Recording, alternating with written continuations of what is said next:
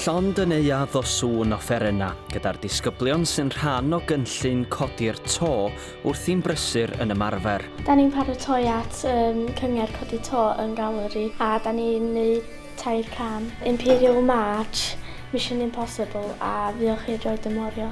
Pan nes i dechrau chwarae'r cornet, oedd o'n anodd i fi dysgu'r fingering, wedyn mae Codi'r To wedi helpu fi dysgu. O'n i efo dream i bod yn footballer, ond efo Codi'r To, dwi eisiau bod yn musician o'n. Mae hoff cam ni di Mission Impossible, cos mae'n fatha lot, so ti'n mynd o 7 i 1, so ti'n cael chwarae fo fel yna.